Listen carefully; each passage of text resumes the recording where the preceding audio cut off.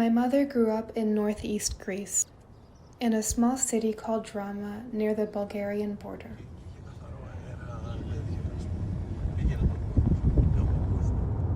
The region is surrounded by mountains. Mountains that have both protected and provided for the city.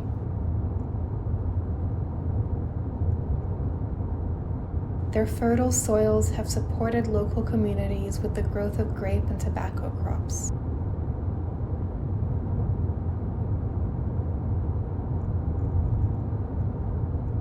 Caves built inside the mountains served as hideouts during the Ottoman occupation.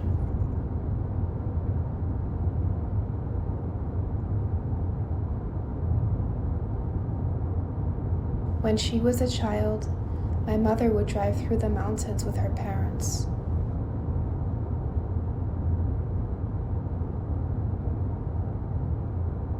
She still remembers the day she saw a quarry for the first time.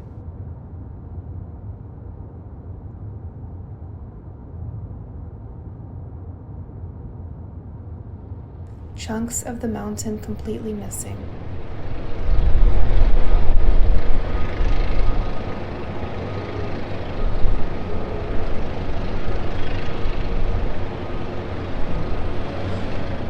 Shades of cream, gray, white, but also streaks of orange and red.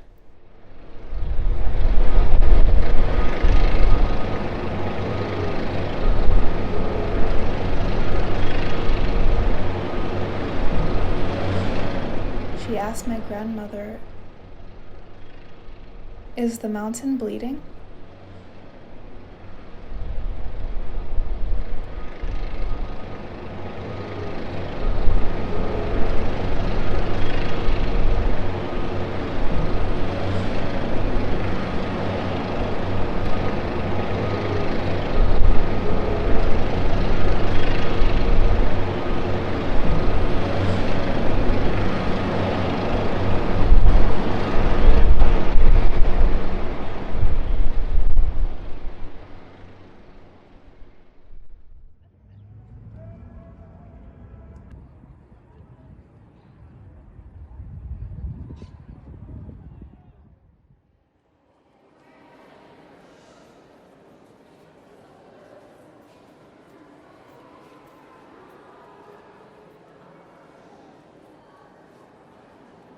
Ancient practices of extraction relied on the physical and often forced labor of quarry workers, animals, and artisans.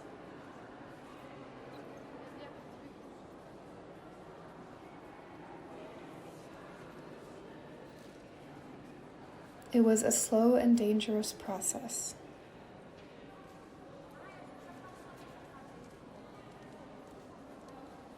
At the expense of workers, extracting, transporting, and carving just one block of marble took months.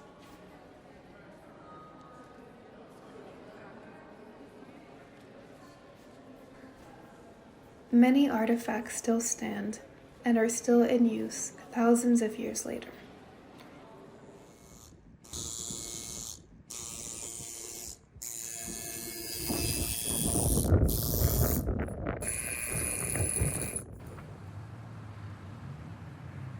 The human remains the central figure in the process despite access to more advanced technology.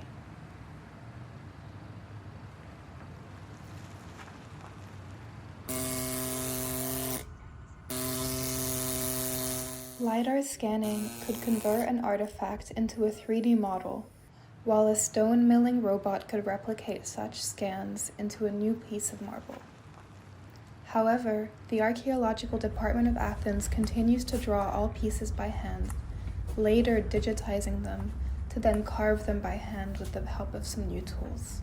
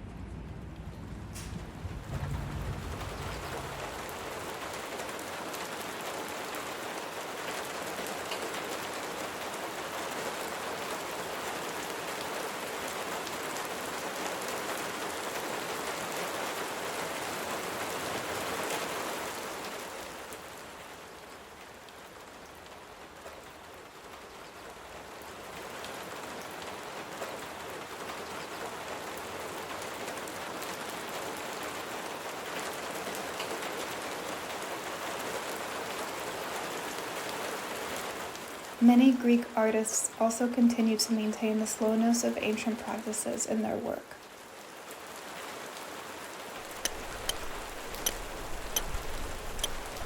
Sculptures are carved by hand with the use of traditional tools.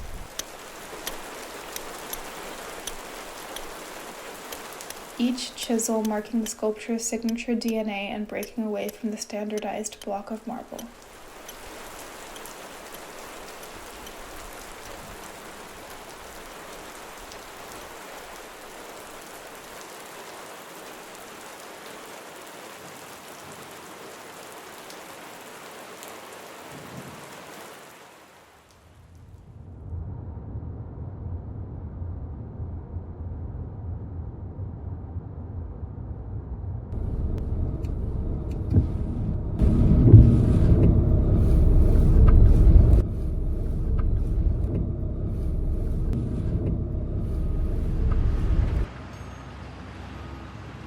Just as the tree is unrooted, the mountain is unearthed.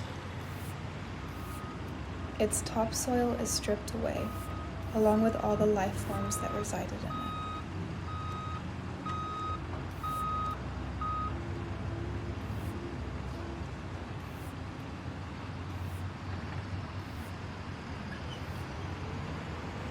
The process of extraction has been industrialized, with machines replacing the more demanding physical labor of bodies while still severely impacting the health of those who work at and near the quarries. The air is thick and full of dust, the kind of dust you can see, clouding your vision, or taste as you breathe in the particles, or feel, just about on every surface of the quarry, and eventually your own body.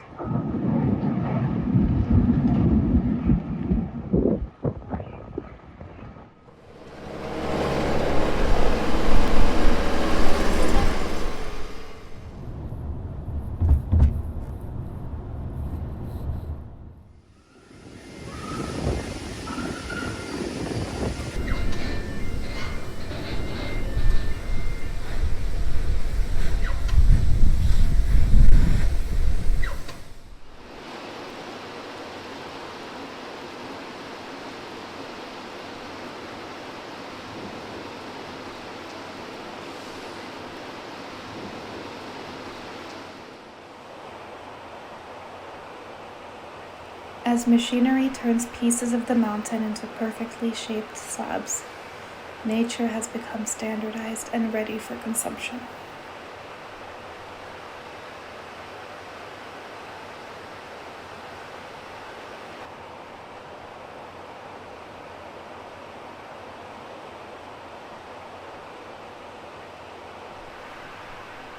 Each block of marble holds thousands of years of existence and hundreds of hours of labor, water, and energy.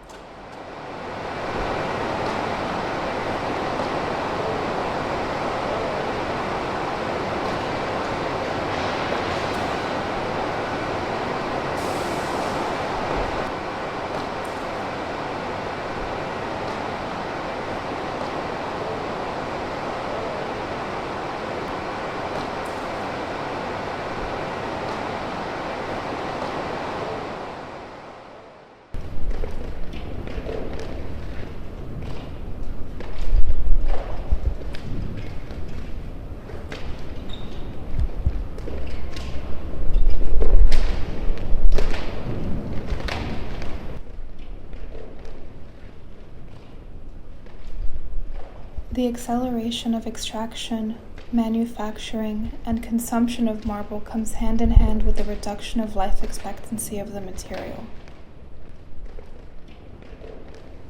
As marble countertops inhabit buildings with shorter and shorter lifespans, a slab will now travel across the world, sometimes twice, to land in a building that will be torn down in less than 30 years. Our domesticated materials, beyond just marble, hold layers of both fast and slow-paced violence on the extracted environment and the life forms around it. Do you know where your materials come from?